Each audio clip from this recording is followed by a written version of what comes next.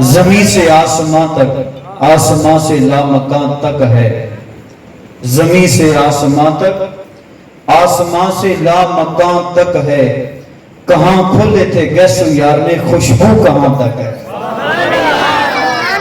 آپ نے بڑی بڑی داستانیں سنی ہوں گی، بڑے بڑے قصے، لیلا اور مجنوں کی داستان بھی سنی ہوگی، لیکن آج تک پوری کائنات کے اندر اتنا ذکر کسی کا نہیں ہوا جتنا ذکر میرے اور آپ کے آقا مولا رسول کریم صلی اللہ علیہ وآلہ وسلم کا ہو رہا ہے۔ بلکہ ہمارے امام بولے اور فرمانے لگے، عرش پہ تازہ چھیڑ چھاڑ، عرش پہ تازہ چھیڑ چھاڑ، فرش پہ طرفہ دھوم دھام، کام جدھر لگائیے تیری ہی داستان ہے۔ تو صاحب ہم جس سمت بھی کام لگاتے ہیں، ہمیں رسول کریم صلی اللہ علیہ وآلہ وسلم کے نغموں کی، حضور کے تارانوں کی آواز سنائی دیتی ہے۔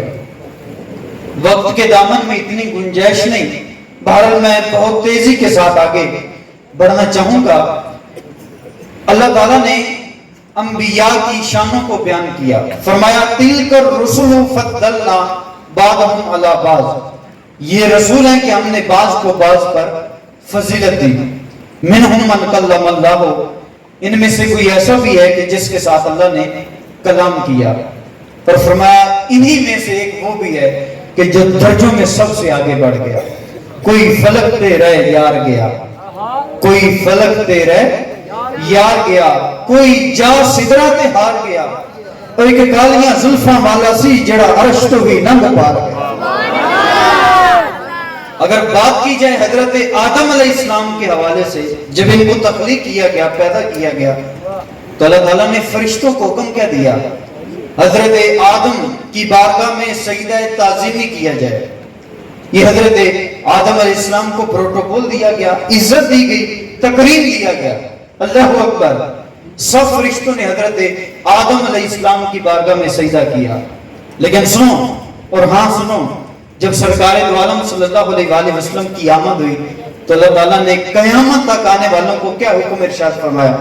فرمایا ان اللہ و ملائکتہ یصلون علی النبی یا ایھا الذین آمنوا صلوا علیہ وسلموا تسلیما۔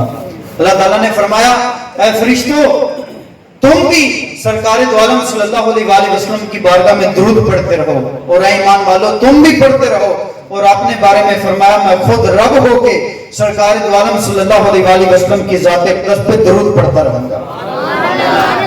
وہاں اگر دیکھا جائے تو سجدہ ایک مرتبہ ہوا، یہ تکریم تھی، یہ عزت تھی، لیکن سرکار کی بات آئی تو قیامت تک آنے والوں کو حکم ارشاد فرمایا کہ سرکار دو عالم صلی اللہ علیہ وآلہ وسلم کی ذات اقدس پہ تم نے درود پڑھنا ہے۔ یہ حضور کی تکریم ہے، یہ حضور کی عزت ہے۔ بلکہ ایک صحابی حضرت علی المرتضیٰ شیر خدا رضی اللہ تعالیٰ عنہ کیا فرماتے ہیں؟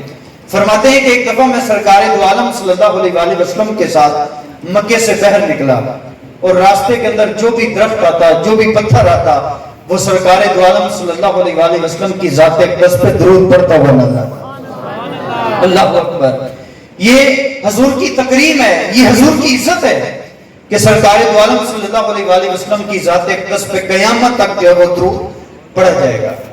اسی طرح لوگوں نے بہت ساری ترقیاں بھی کی۔ آج جس زمانے سے میں اور آپ گزر رہے ہیں، یہ زمانہ ایسا زمانہ ہے کہ آج چاند تک جانے کی بات ہوتی ہے کہ فلاں شخص جو ہے وہ چاند تک گیا ہے، اور اس سے اگلی کہانی کیا ہے؟ مریخ پہ سفر کی تیاریاں ہیں۔ بعض لوگ کہتے ہیں کہ انسان کہ بس کے اندر جو ہے وہ مریخ بھی آ چکا ہے، مریخ کے اوپر جو ہے وہ سفر کی تیاریاں ہیں۔ یہ آج کا عروج ہے، یہ آج کی ترقی ہے۔ اللہ اکبر، لیکن 14 صدیاں پیچھے جان کر تو دیکھو، سرکار دو عالم صلی اللہ علیہ وآلہ وسلم نے مدینے میں کھڑے ہو کے چاند کو اشارہ کیا تو چاند قدموں میں آ گیا۔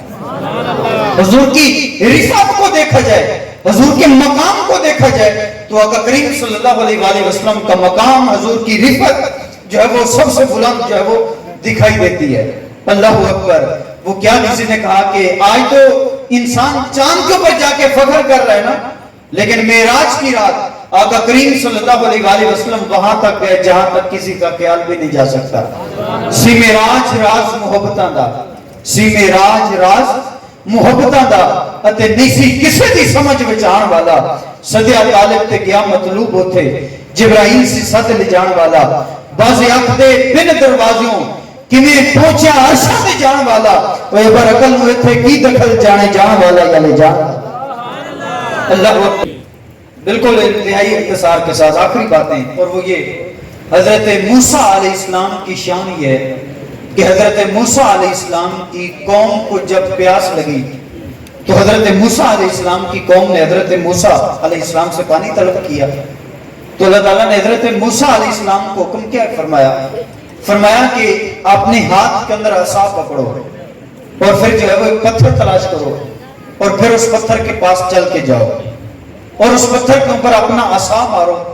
پھر رب کی کرنی کیسی ہوئی کہ جب حضرت موسیٰ علیہ السلام نے اپنے عصا مبارک کو اس پتھر کے اوپر مارا تو رب کی کرنی ایسی ہوئی کہ اس پتھر سے 12 چشمے پھوٹ پڑے. یہ تو حضرت موسیٰ علیہ السلام کی شان ہے. لیکن سنیے سرکار دو عالم صلی اللہ علیہ وسلم کی شان کیا ہے. اللہ اکبر. حضور نبی رحمت صلی اللہ علیہ وسلم ایک دفعہ ایک سفر پہ تھے اور آپ کے ساتھ جو ہے وہ صحابہ تھے جن کی تعداد تقریباً 1500 کے قریب تھی. تو راستے کے اندر پانی کی حاجت کو صحابہ نے محسوس کیا تو سرکار دو عالم صلی اللہ علیہ وسلم کی بارگاہ میں کہا گیا کہ ہمیں پانی چاہیے. حضور نے فرمایا کہ پانی کو اکٹھا کیا جائے. چند مشکیزوں کو نچوڑا گیا تو ایک پیالہ پانی کا بنا. پینے والی کی تعداد جو ہے وہ 1500 کے قریب ہے اور 7 جانور بھی ہیں کہ جنہوں نے پانی پینا ہے اور صحابہ میں سے کچھ صحابہ ایسے بھی ہیں جنہوں نے غسل کرنا ہے, کچھ نے وضو کرنا ہے. پانی کا ایک پیالہ ہے. اللہ اکبر.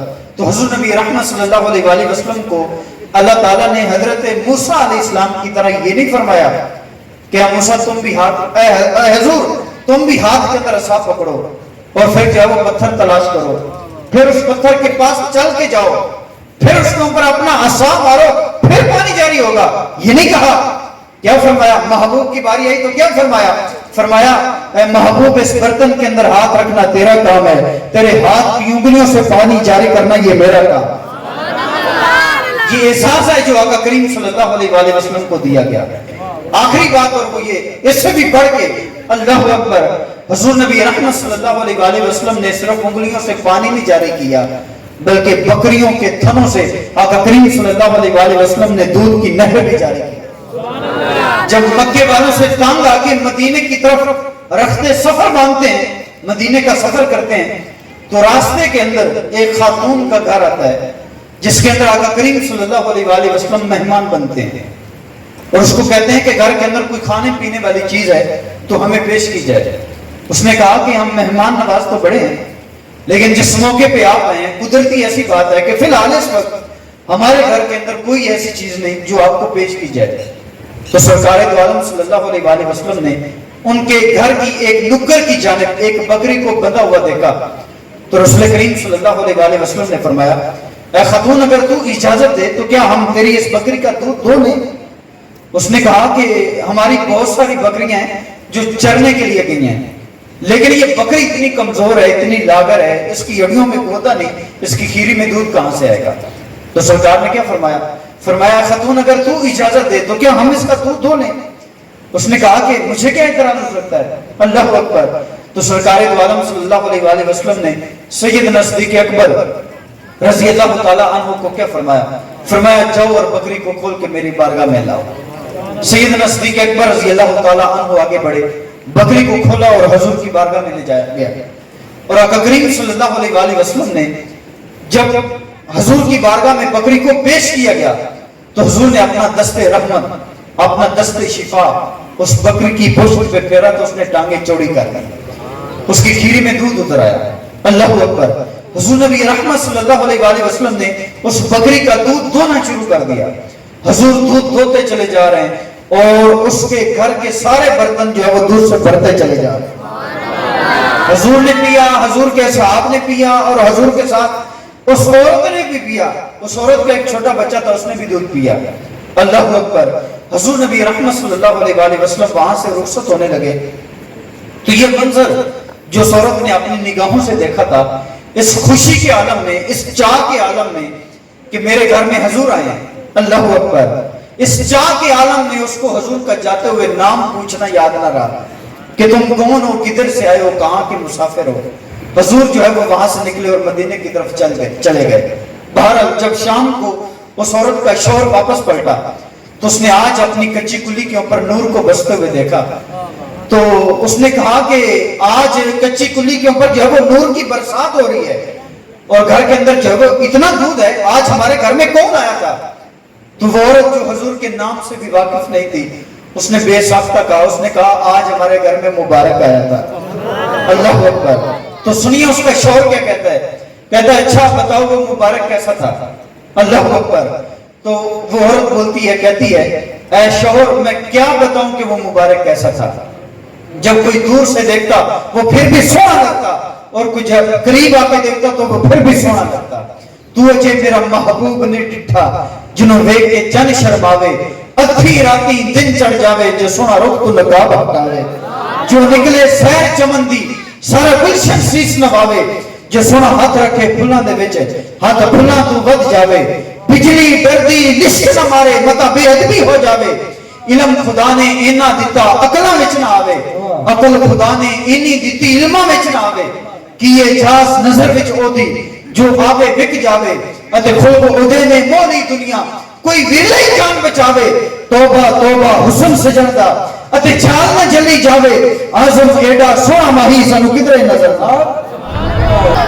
اس عورت کا شوہر بول پڑا, اس نے کہا کہ آج کے بعد میں بکریاں دور نہیں چرایا کروں گا, میں یہاں قریب ہی کسی وادی میں چلاؤں گا. وہ مبارک جب اپنی منزل سے واپس پلٹے اور ہمارے گھر کے اندر مہمان بنے تو مجھے بھی بلا لینا تاکہ میں بھی اس مبارک کی زیارت کروں. اللہ اکبر. بہرحال کچھ دن گزرے, اس عورت کو اپنے گھر کا سودا سلف لینے کے لیے اپنے شہر کی منڈی میں جانا پڑا. تو سودا نہ ملا تو وہ شہر مدینہ کی منڈی کے اندر چلی گئی. وہاں سودا سلف لیتے ہوئے سیدنا صدیق اکبر رضی اللہ تعالی عنہ کا دور سے گزر ہوا. تو اس عورت کا وہ چھوٹا بچہ جو اس کے ساتھ تھا, اس نے سیدنا صدیق اکبر رضی اللہ تعالی عنہ کو گزرتے ہوئے دیکھا تو وہ بچہ بے ساختہ بول پڑا. اس نے کہا امی وہ دیکھو یہ وہ بندہ جا رہا ہے جو اس دن مبارک کے ساتھ تھا. اللہ اکبر. اب ماں اور بیٹا دونوں ان کے پیچھے بھاگے اور سیدنا صدیق اکبر رضی اللہ تعالی عنہ کو پکڑ کے کہا کہ مبارک کدھر ہے؟ اب سیدنا صدیق اکبر رضی اللہ تعالی عنہ تو نہیں جانتے تھے کہ یہ کس مبارک کی بات کرتے ہیں. کہا وہی مبارک جس نے ہماری بکری کی پشت پہ ہاتھ پھیرا تھا. اللہ اکبر. کہا جس کو تم مبارک کے نام سے جانتے ہو زمانہ اس کو محمد کے نام سے جانتا ہے, آؤ میں تمہیں مبارک کے ڈیرے پہ لے چلوں. ان دونوں کو ساتھ لیا اور سیدنا آقا کریم صلی اللہ علیہ وآلہ وسلم کی بارگاہ میں حاضر ہو گئے اور یہ دونوں جا کے کلمہ پڑھ کے مسلمان ہو گئے. اب جب شام کو واپس پلٹے اور ان کا شوہر جب شام کو واپس پلٹا, آج اس نے اپنی کچی کلی پہ پھر نور کو برستے ہوئے دیکھا تو وہ بے ساختہ بول پڑا. اس نے کہا لگتا ہے آج پھر مبارک آیا تھا. تو کہنے لگے نہیں مبارک تو نہیں آیا تھا, ہم اس کا ڈیرہ دیکھ آئے ہیں. تو فرمایا کہاں ہے مبارک؟ فرمایا جس کو ہم مبارک کے نام سے جانتے تھے زمانہ اس کو محمد کے نام سے جانتا ہے. تو یہاں جو بات بتانے والی ہے وہ یہ ہے, حضرت موسیٰ علیہ السلام نے اپنی قوم کے لیے پتھروں سے پانی نکالا تو سرکار دو عالم صلی اللہ علیہ وآلہ وسلم نے اپنی قوم کی پیاس کو بجھانے کے لیے ان بکری کے دودھ کا تھنوں سے ایسا دودھ جاری کیا کہ جب زمانے کو قحط پڑا اور پینے کے لیے پانی بھی دستیاب نہیں تھا, معبد کے ڈیرے سے اس بکری کا دودھ مل جائے. میں انہی کلمات کے ساتھ جو ہے وہ دعا کرتا ہوں اللہ تعالیٰ آج کی ہماری اس محفل کو اپنی بارگاہ میں شرف قبولیت عطا فرمائے.